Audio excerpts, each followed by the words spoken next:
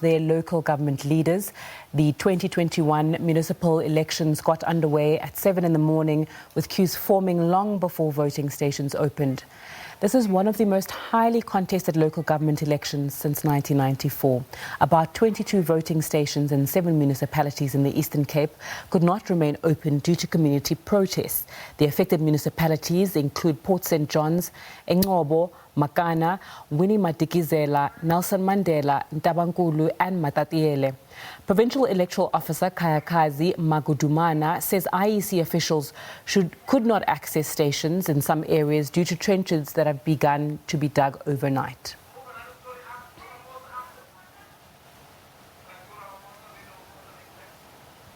Leaders of political parties have cast their ballots at the various voting stations across the country. ANC President Cyril Ramaphosa cast his vote in Chiawelo, Soweto earlier, where he asked South Africans to give his party a chance to correct its past mistakes. In Durban North, Democratic Alliance leader John Steenhuisen has called for strong punitive measures for those found guilty of voter fraud, while IFP leader Velenkosi Hlabisa expressed his satisfaction with voter turnout at his local voting station in KwaZulu-Natal. Good Party leader Patricia de Lille also cast her vote in Cape Town. Here are their views. The provision of services in municipalities is very difficult and complex, and our people have reason to complain, but they also have reason to raise the issues, and through the vote they are expressing themselves either in the form of support for what they believe will be done, or in the form of protest for what they believe may not have been done. But we've been saying we know what the problems are. The problems are clear, and we have said that this time around we want to correct what has not been going well. I think it's largely gone smoothly. Of course, like every election, there are hiccups along the way. I think the party agents and our members on the party liaison committees are dealing with those particular matters, and we will get to the bottom of them. It's not that difficult to work out where the fraud has taken place there, and I think it'll be very easy to see in terms of what the results look like there. But if anyone has been involved in electoral fraud, wherever they're from, they need to be dealt with severely. This is an expression of the people's will, and it cannot be subverted by people who are desperately trying to cling to power through means other than the democratic ballot box.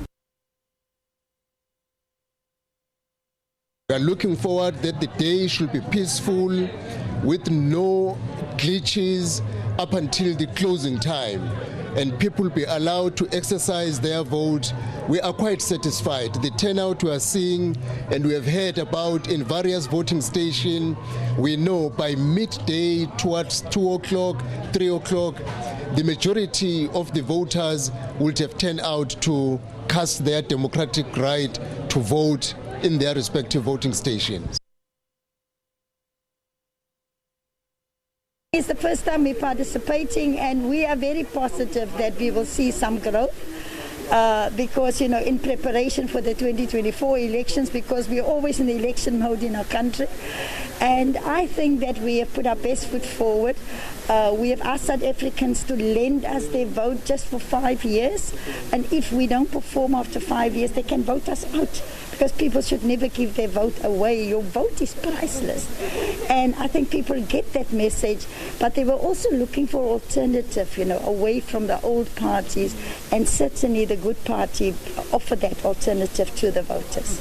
What are your plans from today after you've done casting your vote? What are your plans and looking at the results and everything? What are you going to do from now? Well, from now, we're certainly going to help to use my card to get more voters out, and especially the elderly and disabled people. We're going to do that today. And then tonight I'm flying up to Pretoria to the results center to spend the day there.